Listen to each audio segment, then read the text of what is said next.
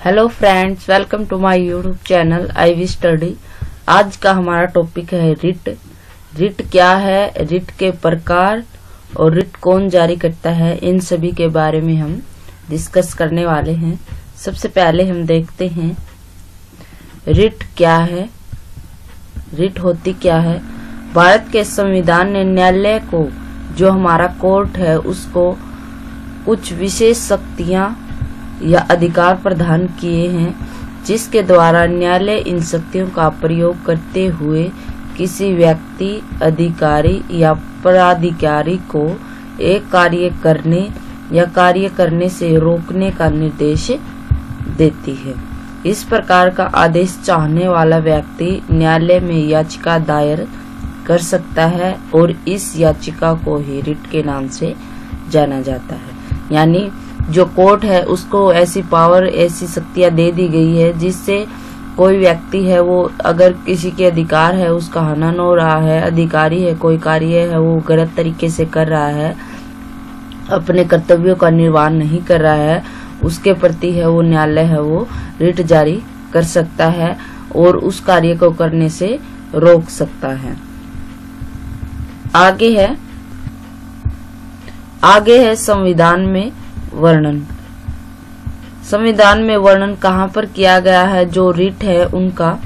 भारतीय संविधान के तीसरे भाग के अनुच्छेद 32 में और अनुच्छेद 226 में उच्चतम न्यायालय और उच्च न्यायालयों को मौलिक अधिकारों को लागू करने का अधिकार प्रदान किया गया है। जो मौलिक अधिकार है उनको लागू करने का अधिकार दिया गया है अनुच्छेद 32 और अनुच्छेद 226 में दिया गया है।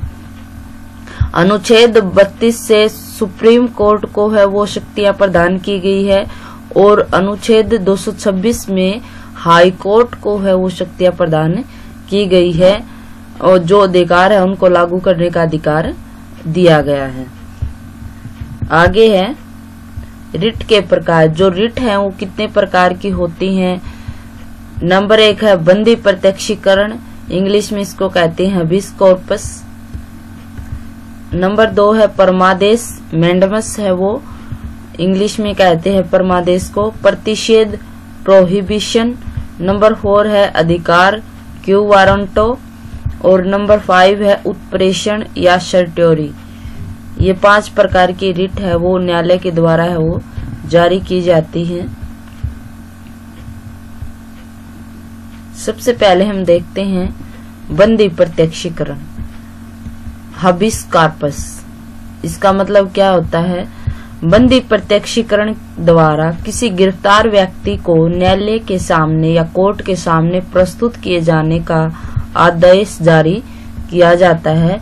यदि गिरफ्तारी का तरीका या कारण गैर कानूनी या संतोषजनक न हो तो न्यायालय है, कोर्ट है, व्यक्ति को छोड़ने का आदेश भी जारी कर सकता है। इसका फॉर एग्जाम्पल हम देखें, यदि पुलिस ने किसी व्यक्ति को गिरफ्तार कर लिया है और वो कोर्ट में उसको पेश नहीं कर रही है तो कोर्ट है वो पुलिस को आदेश दे सकता है कि इस व्यक्ति को 24 घंटे के अंदर है वो कोर्ट में प्रस्तुत किया जाए।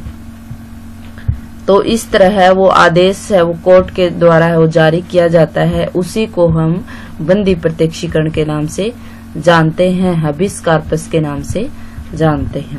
आगे है परमादेश। परमादेश मैंडमस है वो कब जारी किया जाता है। ये आदेश है, यह आदेश उन परिस्थितियों में जारी किया जाता है जब न्यायालय को लगता है कि कोई सार्वजनिक पदाधिकारी जो सरकारी कर्मचारी है वो अपने कानूनी और संवैधानिक कर्तव्यों का पालन नहीं कर रहा है और इससे किसी व्यक्ति का मौलिक अधिकार है वो प्रभावित हो रहा है। यानी अगर कोर्ट को ऐसा लगता है कि कोई सार्वजनिक अधिकारी मतलब जो सरकारी कर्मचारी है वो अपने कानून का और जो अपने कर्तव्य है उनका पालन नहीं कर रहा है तो और किसी के मौलिक अधिकार है वो प्रभावित हो रहे हैं उससे, तो उस व्यक्ति के खिलाफ वो मैंडमस है वो जारी कर सकता है कोर्ट। और इसमें सबसे इम्पोर्टेंट बात यह है कि ये परमादेश जो मैंडमस होता है ये राष्ट्रपति और राज्यपाल के विरुद्ध है वो जारी नहीं किया जा सकता। आगे है निषेधाज्ञा। निषेधाज्ञा प्रोहिबिशन क्या होता है? जब कोई निचली अदालत अपने अधिकार क्षेत्र को अतिक्रमित कर किसी मुकदमे की सुनवाई कर सकती है।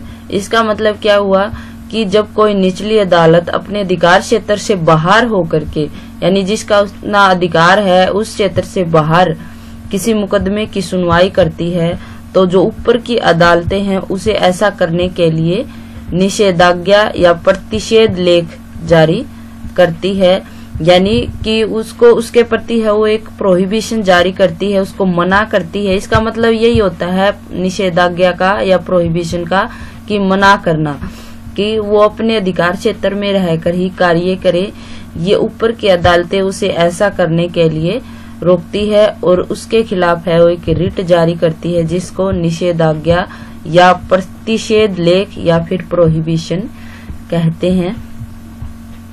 कि वो अपने जो निचली अदालत है वो अपने अधिकार क्षेत्र में है वो रहकर ही मुकदमे की सुनवाई करे। जो सुप्रीम कोर्ट है वो हाई कोर्ट को आदेश दे सकती है, और जो हाई कोर्ट है वो डिस्ट्रिक्ट कोर्ट को है वो आदेश दे सकती है। अपने से निचली अदालत को है वो आदेश दे सकती है। आगे है अधिकार परीक्षा। ये वेरी इंपॉर्टेंट है। क्यू वारंटो ये अक्सर पूछा ही जाता है।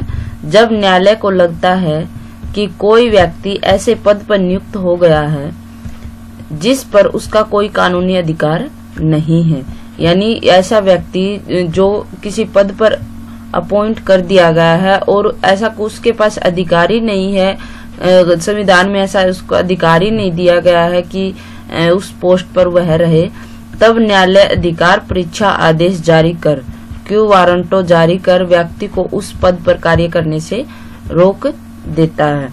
यानी अगर कोई व्यक्ति ऐसे पद पर है वो नियुक्त हो गया है जिसका उसको अधिकार ही नहीं है, जिस वह डिजर्व ही नहीं करता वह पोस्ट, और वह उस पोस्ट पर है वो कार्य कर रहा है, तो जो न्यायालय है कोर्ट है उस पद से उसको हटा भी सकती है और उस हटा सकती है, और या फिर उससे पूछ सकती है कि वह इस पद पर है वो जो नियुक्त है वो कैसे हुए। इस तरह से ये क्यू वारंटो उस व्यक्ति के खिलाफ है वो जारी किया जाता है। आगे हम देखते हैं, आगे है उत्प्रेषण रिट। शर्ट्योरी रिट है वो क्या होती है?